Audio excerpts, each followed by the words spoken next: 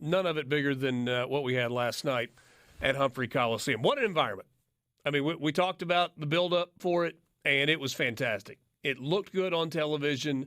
It sounded good on television.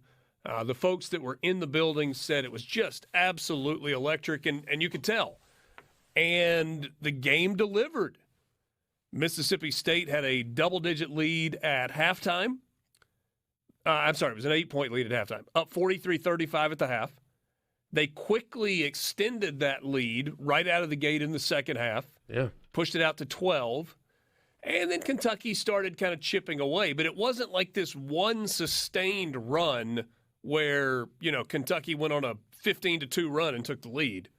It took a little while. It was a little bit. They got it to 9. Then they got it to 7. And then it went back to 8. And then went back down to 5. Just kind of back and forth, but they were steadily making progress. And then Kentucky took the lead. And then Mississippi State retook the lead. And then Kentucky at the end, Borky, pushed it out to this is a thing where you hit your free throws and you're going to win the game. Yeah, 7 points, right, with a minute left or inside of a minute. And fans, this is not fan blaming. I would have done the same thing in your seat. Started headed towards the exits. Yeah. The final minute of the game was crazy. Reed Sheppard made a second free throw to go up 6, 81-75 with a minute 9 to play. And then Rob Dillingham made 2 free throws with 58 seconds left to make it 83-75. It's an 8-point game with 53 seconds left. Josh Hubbard hits a 3 5 seconds later. So now it's a 5-point game. Kentucky goes and makes 2 more free throws. So it's 85-78, back to a 7-point game. Josh Hubbard hits another 3. So he hit a 3 with 53 seconds to play in the game. He hits another 3 with 46 seconds to play in the game, makes it a 4-point game.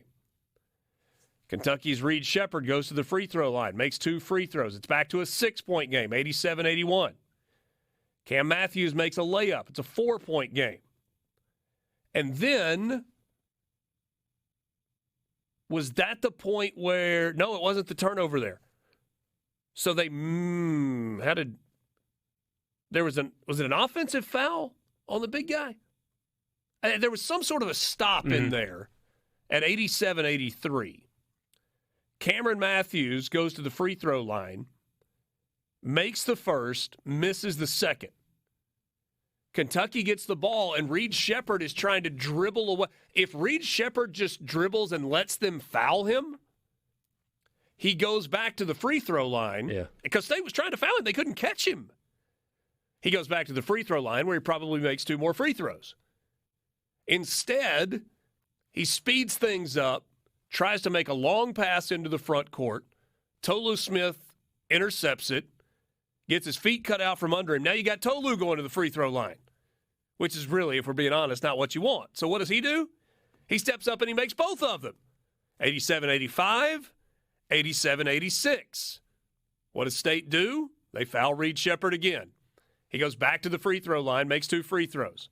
So now it's an 89-86 game with 17 seconds to play. And what do you get? You get a third made 3 from Josh Hubbard. If you're counting, that's 3 inside the last minute of the game. And in terms of elapsed time on the clock, that is 42 seconds. He made 3 threes in 42 seconds of clock time inside a minute at the end of that game. Game's tied at 89. And you're like, holy cow. I was sitting on the couch. I hopped up. I was like, whoa, he made it. Oh, my goodness. Kentucky doesn't take a timeout. I think they had 1 left. They did. Chose not to in that moment. Cal lets them play. They get the ball into Reed Sheppard's hands. He gets into the lane, very under control, floater, bottom of the net. State inbounds it, turnover. And it was Reed Sheppard who ends up with the steal at the end. He had an unbelievably good game for Kentucky last night. What a basketball game. I mean, I know our audience listening had a rooting interest one way or the other. The Ole Miss fans wanted State to lose, and the State fans obviously wanted them to win. The casual observer got a treat last night. 2 freshmen, too. Big shots, big plays, dueling back and forth like that. Big environment. That's what you want. It's almost like we talked about that a little bit yesterday. Yeah. Could your SEC Freshman of the Year be decided last night? And, Probably. Hubbard was excellent, but I do think that question has been answered. The Kentucky brand helps as well. But it does. Reed Sheppard last night in 35 minutes goes for a career-high 32 points. But it's not just that. It's the entire stat line. 11 of 14, 4 of 7 from 3, made all 6 of his free throws, all within the last minute of the game. Had 5 rebounds, 7 assists, 2 steals, 2 blocks, and the block was huge. Yeah. In the corner. Have you seen the still shot of him in the air? Yeah. Somebody called him Reed Williamson. I mean, he's like 40 inches in the air. He's a complete player. You can score at every level, defend, athletic, complete basketball player. I told you a conversation that Pat Bradley and I had earlier in the season about Reed Sheppard. He's like, man, this kid's going to get so much better. He said, but you know what? If I'm an NBA scout, I want him now. Yeah. He's like, is he ready for the NBA right now? Maybe not. But he's that good of a player. I would rather have him in my organization developing him than allowing him to be elsewhere getting developed at this stage in his career. Because there's so much potential there. And then on the other side, Josh Hubbard plays 35 minutes last night. So Hubbard and Sheppard played the exact same number of minutes. Hubbard took more shots. He was 11 of 24. He hit 7 threes, 5 of 6 from the line, 3 rebounds, 1 assist, 1 steal, only turned it over 1 time, 34 points. If you're keeping score at home, that's 32 and 34 in the last 2 games for Josh Hubbard. Had 32 against LSU and 34 last night. Yeah, he's on a tear. And they've needed him to. That's the thing. That's what we were talking about yesterday some is and we'll get to it after the break. When Kentucky's on, that offense is just – it's so hard to keep up with. But State, thanks to Hubbard especially, but Smith as well, they were able to score with Kentucky. And that, despite the loss, I think – is a really good sign moving forward because that when you can score with one of the best offenses in college basketball, then you've got something there. You do. And I don't know if that's the style that Mississippi State really wanted to be playing, but when that's what they were faced with, they kind of rose to the challenge. David says, Sheppard like a modern-day Pistol Pete, but with a personality. He and Hubbard gave each other props on social media this morning. That was cool to see. They did. They absolutely, and I think it started with Josh Hubbard too. It did. Pictured the two of them and said, "Mad respect for you." I don't know that I'm ready to compare anybody to Pete Maravich. I mean, what he did is different than anything that we have ever seen in college basketball. I think Reed Sheppard is really, really good. I think Josh Hubbard is really, really good. But comparing either of those guys to a player who averaged a point a minute for his career is, I think that's a little aggressive. How many times has the Kentucky player, talking about Reed Sheppard, been the SEC Freshman of the Week? Well, I'm glad you asked. December 4th, he was named SEC Freshman of the Week, won the honor again on December 26th. So 2 times. Josh Hubbard won it on November 20th. He won it again on January 15th, January 29th, February 19th, and he was the co-SEC Freshman of the Week this week. 5 times. That's a record at Mississippi State, and it's incredible. Kentucky has also had DJ Wagner win the award 3 times this year. Aaron Bradshaw has won it once, and Justin Edwards has won it once. It's incredible. Kentucky has 4 different players that have been SEC Freshman of the Week, and 2 of them have won the award multiple times. That's Calipari for you. I did see some reaction last night. Some state fans anyway, vocal minorities and whatnot, talking about how they played poor defense last night. Well, the defense was bad. They played bad defense. It's weird to say this because they gave up 91 points, but I don't think I saw it that way, especially in the second half because of Kentucky's shot making. They had 4 shooters on the floor at the same time, basically the entire game anyway. That's how they play. But when they started making shots in the second half, State had to defend Kentucky the way NBA teams have to defend each other, where you really have to clear out the paint because you have to guard shooters, and that just leaves so much space, and that's what led to some of Kentucky's offensive balance. I don't think State played poorly last night, really in any facet of the game. They just got beat, which is, that's a tough reality to swallow. You'd love to blame the refs or blame this or blame that. But what I saw last night, even though it's weird because it's a loss, affirms what we said after the LSU win, that Mississippi State's a second weekend team in the tournament. I know there's no moral victories or whatever, but it's basketball. You lose games sometimes. But yeah, they lined up toe-to-toe and scored with a team that has that kind of offensive firepower. State still is continuing on this path of playing really good basketball to the point where what's their ceiling? Second weekend in the NCAA tournament. Absolutely. Yeah. And look, you get to the NCAA tournament, it's so much about matchups, who you draw, when you draw them. Is there a hot shooter? Is there a guard that carries a team?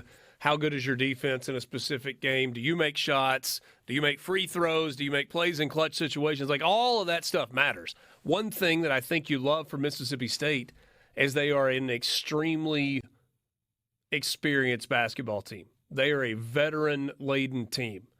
State's got almost 600 career starts. It's incredible. On its out of its roster. And now, not all of those are in Starkville, but you got guys that have been all over the place and have had success for their entire careers. Nothing about last night changed the way I think about what this team's ceiling is or the path that they're currently on. So, hey, Dad and I, we were texting back and forth. You were on the message last night, and, he was frustrated after the game, as you would expect. And I said, that one had all the emotions. The thrill of the lead, right? Mississippi State led for the entire half. It wasn't until, midway through the second half that Kentucky had its first lead of the game. The agony of seeing that lead slip away. Because, again, it wasn't this, blitzkrieg from Kentucky's offense where the lead went away all at once. It was a chip away from down 12 to taking the lead in the game. There was the resignation of the outcome. You were resigned to the fact that you were going to lose the game down 8 with 59 seconds or 56 seconds to play. And then there was the renewed hope that came with this improbable comeback because of the exploits of Josh Hubbard in the last minute. The exhilaration of making the shot to tie it at 89, and then the just sheer heartbreak that went along with seeing it go in on the other end of the floor for Reed Sheppard. It's eerily similar to what happened to Kentucky on the road at LSU last week. The difference is when they hit the shot on the offensive end, it was to take the lead. And then Kentucky came in and they tipped it in at the buzzer to get the win. Somebody was telling me was saying a second ago that messed up the sequence that Cam Matthews got an and one. So, that was part of it. And then said that Reed Sheppard threw that ball forward because he was about to get a 10-second violation. So, two things there. Still doesn't change the fact from Reed Sheppard ran away from contact with the basketball earlier in the possession. Yeah. Which he's trying to burn as much clock as he can. But at some point you got to realize it's better for me to be fouled and let's go put 2 more points on the board, because if we keep putting 2 points up, they can't catch us. Time does not allow for that to happen. And so he ran away from that. And then the second part is, okay, if you get a 10-second violation, that's bad, but it doesn't immediately lead to free throws for Mississippi State. By just throwing it up for grabs, One, you turn it over.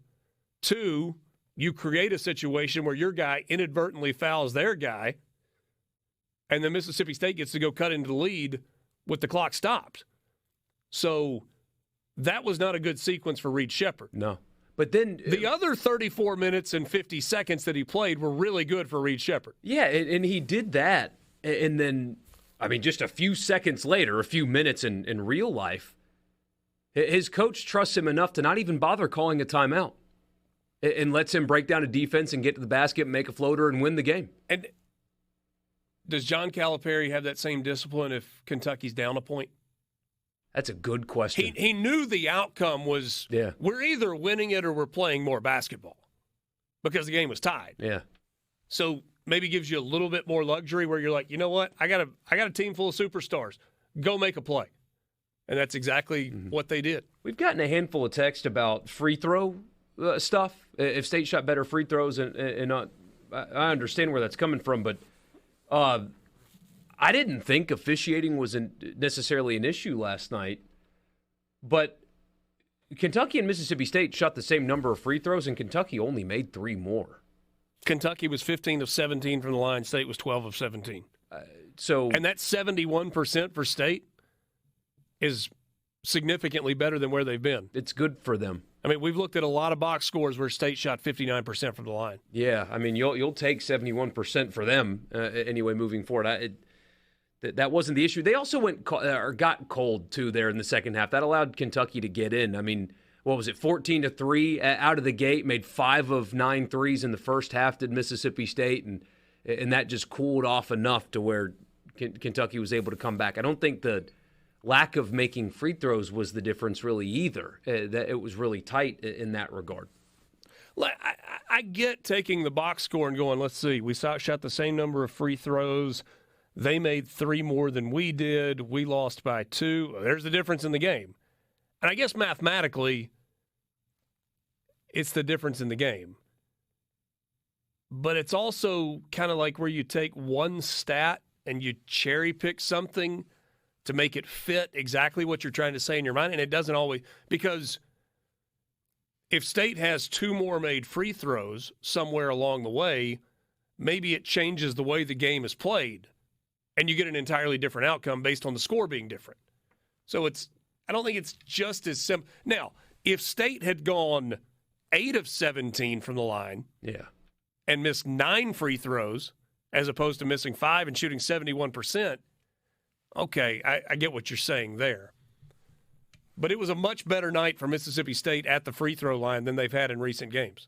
And shooting the basketball in general. I know they had that period of time in the second half where they got cold, but, buddy, if they go 52, 44, and 71, they're winning out, possibly. I mean, those shooting splits will win a bunch of games for them. 601-8. Oh, just the overall question, and this is what we were talking about going into the break, of, what could State have done differently last night to win that game? State didn't blow it last night. They didn't choke. They didn't trip over their own feet. They just didn't win. And Kentucky did. And Kentucky's really good, and Kentucky's really talented. But guess what? Mississippi State has proven they're a pretty darn good basketball team. Maybe even a really good basketball team. For his part, Cal said after the game, he's like, I'm just glad we don't have to play them again. Wonder if Eric Musselman wants to play them again. He says he does. And then he loses to Vanderbilt. How'd it go how'd it go last night? Yeah, he was really feeling himself talking about Mississippi State for some reason, then goes and loses to Vanderbilt. Yeah, I mean, it was a big spiel, right? I mean, we're playing really good basketball. We've won 4 out of our last 7. Well, okay. Actually, it should have been 5 But it should have been 5 out of the last 7. I mean, 4 out of your last 7 is 4-3. Yeah, it's not good. I mean, that's not like, now considering where they had been, maybe it's pretty good. But still, yeah. But, then they roll it back last night, and not good against the Vanderbilt Commodores. And you guys wanted to fire Jerry Stackhouse yesterday. Yeah, with 3 SEC wins out of 14. Yeah. So, No, and we got this message. I don't know how many people think this either, but it was a long message about how Ole Miss would be a lot better if they had Hubbard and they shouldn't have fired Kermit Davis. That's not the first time I've seen that. And I don't know where that is coming from. Like, Josh Hubbard is great. Great. Don't get me wrong. He's great. But you don't keep a coach for the sake of one high school recruit. And Hubbard on what would have been. Nobody knew Josh Hubbard was going to be what he has been this year. No. Chris Jans told me that. He said, we had no idea he was going to be this. We thought he was going to be good. We didn't know he was going to be this. Had no idea he was going to be that. And the rest of the roster would have been a disaster. It's not like this team plus Hubbard would have existed. There'd be no Matt Morrell, no Jamin Brakefield, no Musa Cisse. None of these guys. It would have been a disaster. The program would have lost millions again. No fans would have shown up. Hubbard would really help Ole Miss had he stuck around. But when Ole Miss fired Kermit Davis, there was no way that was going to happen. And him being in what was going to be Kermit Davis's team in 2024 would not have changed a thing. It still would have been an absolute disaster. There would have been no reason whatsoever to keep him after last year. Again, that's not the first time I've seen that. People are talking about that. It's kind of nuts. And if everything is the same, Chris Beard's the coach, the roster looks the same, and you just add Josh Hubbard to the mix, does he help Ole Miss? Absolutely. But, Juju Murray's won a couple of games for Ole Miss. And you don't have Juju Murray on the roster, I don't think, if you got Josh Hubbard. And somebody asked, why would Morrell and Brakefield not have been on the team? They would have transferred. Yeah. Not might have transferred, would have transferred. Yeah. And Dwight, or excuse me, not Dwight, but Dwayne says you blow a 13-point second-half lead, you blew it. I mean, I'm not going to argue with you, Dwayne, if that's what you want to believe. But if what you took away from that game last night was that Mississippi State choked or that Mississippi State blew it, I'm not sure you and I were watching the same game. Yeah, I didn't see it that way either. Basketball is a game of runs, and it's especially a game of runs when you have elite talent on the floor. And Kentucky has 5 NBA players on this team. Is that right, you think? Possibly more. Aaron Bradshaw will be a pro. Trey Mitchell's going to get a shot. I don't know that he'll make it. Rob Dillingham's going to be a pro. Antonio Reeves, he's going to get a shot. He's older, but he's going to get a shot. Reed Shepard's going to be a pro. Thiero might get a shot. I don't think I see a place for Onyenso. He's just not skilled enough offensively. Yeah. Not in today's game. But he is 7 feet. He's not a great three-point shooter as a 7-footer anyway. So at least 4. At least 4 future NBA players on that roster for Kentucky last night. At least. How many pros the State got? Somebody's going to give Tolu a chance. Tolu's going to get a shot. His lack of mid and outside game might hurt him some, but he'll get a shot. That's probably it. NBA pros, yeah. Oh, yeah. I'm not talking about playing overseas. Right, yeah. But and I think people – I know that there's a negative view of the league around here in most places anymore. But objectively, elite college basketball players don't make it in the NBA. It is not like the NFL. And the NFL is obviously an exclusive club too, but great college basketball players don't get drafted sometimes. Yeah. It's only 15 roster spots on each team. Hey, we can